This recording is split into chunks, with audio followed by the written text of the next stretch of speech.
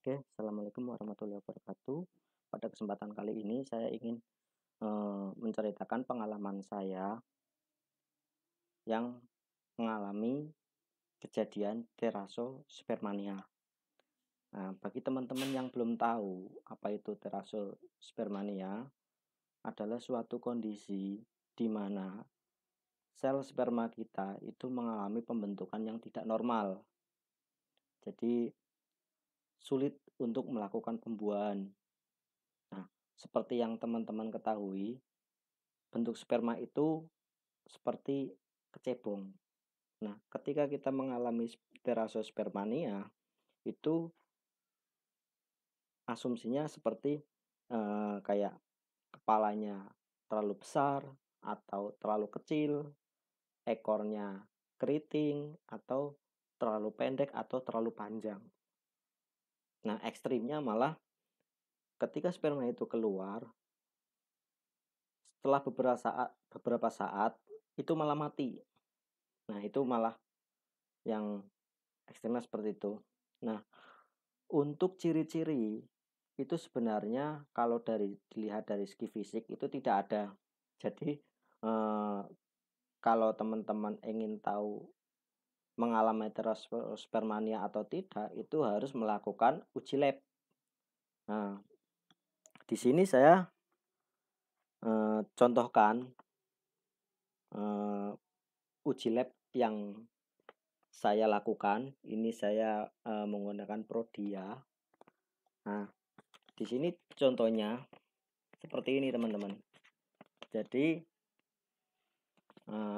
sorry, di sini ada bentuk normal dan abnormal. Nah, di awal mula saya mengetahui bahwa saya mengalami Thalassosphermania, sebenarnya saya juga sedikit shock. Jadi saya bingung kenapa bisa terjadi seperti ini. Karena di sini terlihat bahwa bentuk sperma yang normal punya saya itu cuma 1%. Nah, tapi saya punya keyakinan bahwa Allah itu pasti akan memberikan keturunan kepada keluarga saya. Jadi 1% yang diberikan oleh Allah itu saya yakini. Nah, untuk kenapa bisa terjadinya Thalassosphermania ini ada beberapa faktor. Faktor yang pertama mungkin stres, atau kecapean. Stres, kecapean. Yang ketiga mungkin faktor yang menyebabkan seperti ini terlalu celana dalam yang terlalu ketat. Celana dalam yang terlalu ketat sehingga sirkulasi darah di bagian kita itu terlalu panas, atau bisa juga terkena suatu infeksi. Nah, itu bisa juga menjadi salah satu faktor. Faktor lain mungkin dari segi konsumsi, contohnya kayak merokok, kemudian minum alkohol, itu juga menjadi salah satu dari penyebab Thalassosphermania ini.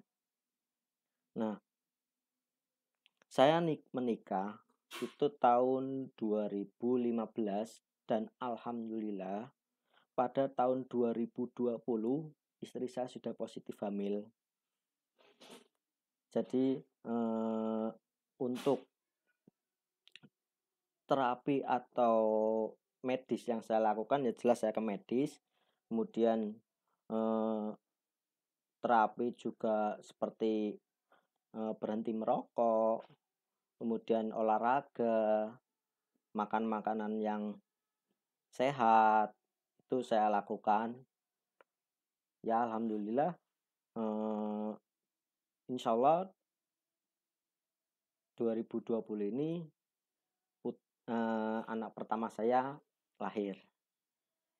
Nah, itu sedikit pengalaman saya tentang Thalassospelmania. Bagi teman-teman yang ingin mengetahui atau tanya-tanya sesuatu, nanti bisa, komen di bagian yang sudah disediakan, bisa, tanya-tanya. Jika video ini bermanfaat, silakan di-like dan subscribe. Akhir kata, wassalamualaikum warahmatullahi wabarakatuh. Terima kasih.